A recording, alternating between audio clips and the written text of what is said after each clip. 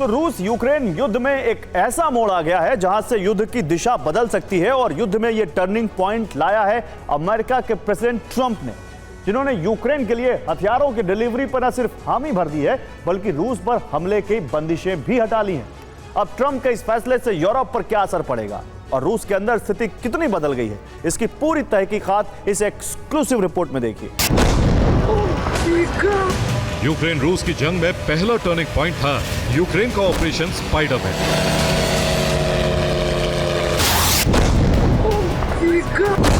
जिसमें ड्रोन से रूस के एयरबेस को दहलाया गया था। ये इस युद्ध में रूस के लिए सबसे बड़ा नुकसान था।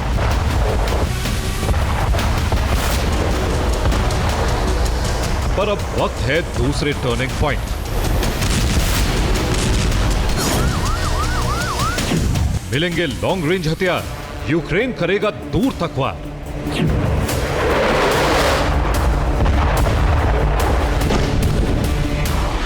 ये एक कयास नहीं बल्कि भविष्य में साकार रूप लेने वाला कथन, जिसका संबंध सीधे अमेरिका से, और इस चेतावनी को रूप दिया है खुद ज़ेलेंस्की ने। उनके मुताबिक हमारी यूनिट रूस का विनाश जारी रखेंगे, इस युद्ध को रूसी क्षेत्रों तक करने की कोशिश करेंगे। हम अब लंबी दूरी के हमलों की तैयारी कर रहे हैं।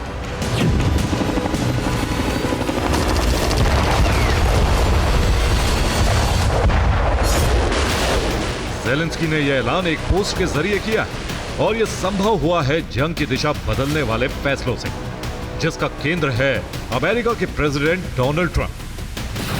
और फैसला यह है कि अब यूक्रेन को न सिर्फ रक्षा उपकरणों की सप्लाई होगी बल्कि लॉन्ग रेंज हथियार भी मुहैया कराई जाएंगे।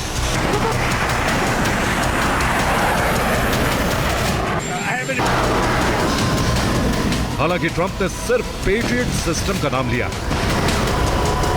लेकिन दूसरी तरफ यह भी साफ कर दिया है कि यूरोपीय देश यूक्रेन के लिए जिन हथियारों की मांग करेंगे वो सप्लाई किए जाएंगे, और इनमें लॉन्ग रेंज हथियार भी शामिल होंगे, जिसका सीधा मतलब है कि ट्रंप डिफेंसिव नहीं ऑफेंसिव डील पर सहमत है। यानी ट्रंप ने यूक्रेन को रूस पर हमले की अनुमति दे दी।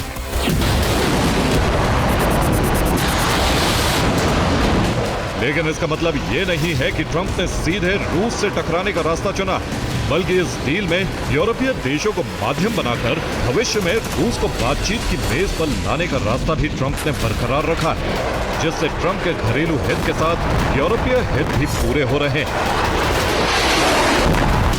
इसका मतलब है कि ट्रंप जिस रणनीति पर आगे बढ़ रहे हैं वो न सिर्फ रूस पर भारी पड़ने जा रही है, यूक्रेन और यूरोप को ताकतवर भी बनाएगी। यही वजह है कि अब यूरोप के हौसले बुलंद हैं और इस बुलंद हौसले की वजह है अमेरिका से यूक्रेन को दी जाने वाली मदद के लिए डील।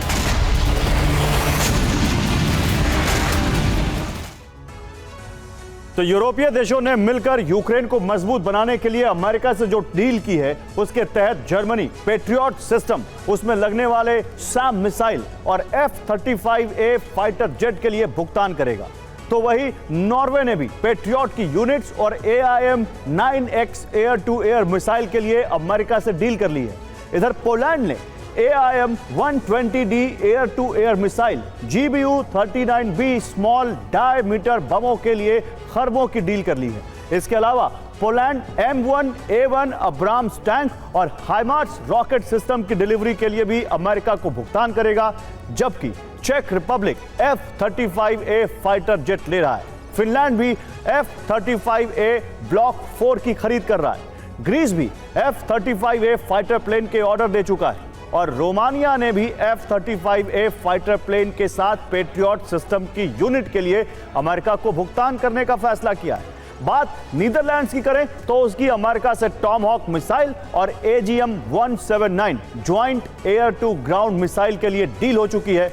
उधर एस्टोनिया ने जैवलिन एंटी टैंक मिसाइल के लिए अमेरिका से सौदा कर लिया है, तो हंगरी अमेरिका को Sky Ranger 30 air defence vehicle के लिए भुगतान करेगा, जबकि लातविया और लिथुआनिया हाइमार्स रॉकेट लॉन्चर की डील कर चुके हैं और इटली ने AIM-120 advance medium range air to air missile के लिए डील कर ली।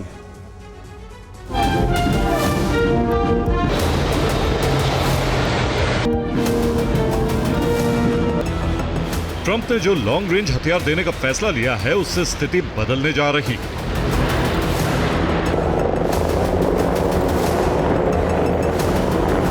यानी इसकी तुलना जंग के शुरुआती दौर में बनी मदद की स्थिति से कर सकते हैं। बस फर्क इतना है कि अब अमेरिका हथियारों की कीमत वसूलेगा और लंबी दूरी के हथियारों के इस्तेमाल पर कोई पाबंदी नहीं हो। तो क्या यह रूस पर दबाव बढ़ाने वाली रणनीति है या फिर ट्रंप सीधे रूस से टकराव बढ़ा रहे हैं?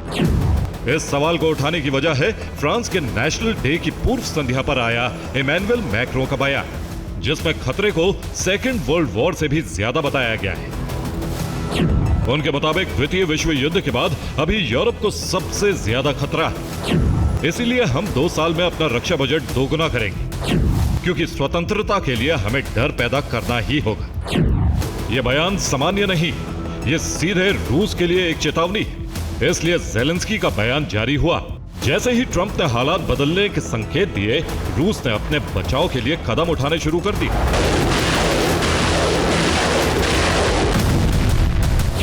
ऑपरेशन स्पाइडर वेब जैसे खतरे से निपटने के लिए एयरबेस पर सुरक्षात्मक ढांचे का निर्माण शुरू कर दिया।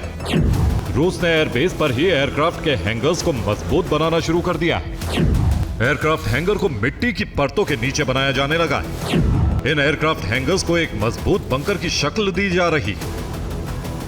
यह जानकारी यूक्रेन की फ्रंट इंटेलिजेंस इनसाइट ने सैटेलाइट इमेज के आधार पर जारी की, और यह दावा इसलिए सही माना जा सकता है क्योंकि सैटेलाइट इमेज कुर्स्क के खलीनो एयरबेस की है। ठीक ऐसा ही ढांचागत निर्माण क्रीमिया के दजानकोय एयरबेस पर भी देखा गया है, जो बताता है कि अब रूस की स्थिति बदल रही। लेकिन क्या वाकई यूरोप और अमेरिका की इस कवायद से रूस को झुकाया जा सकता है? सवाल नाटो के महासचिव के एक बयान से उठता है। उनका दावा है कि रूस के हथियारों का आंकलन नहीं किया जा सकता। यूरोप के मुकाबले रूस के हथियार निर्माण की गति 12 गुना ज्यादा है। रूस के पास अब भी भारी मात्रा में गोला बारूद है, जिसका इस्तेमाल होना बाकी। मुमकिन है कि इसी स्थिति को मार्क रूटे ट्रंप के साथ साझा करना चाहते हैं। इसीलिए वो ट्रंप से मुलाकात करने वॉशिंगटन के लिए रवाना हो चुके हैं। हालांकि इस मुलाकात का दूसरा मकसद नाटो देशों को अमेरिका से मिलने वाले हथियार पर नए सिरे से समझौता भी हो सकता है। और अगर कारण यही है, तो इसका मतलब है कि नाटो को ट्रंप फिर से मजबूत बना रहे हैं।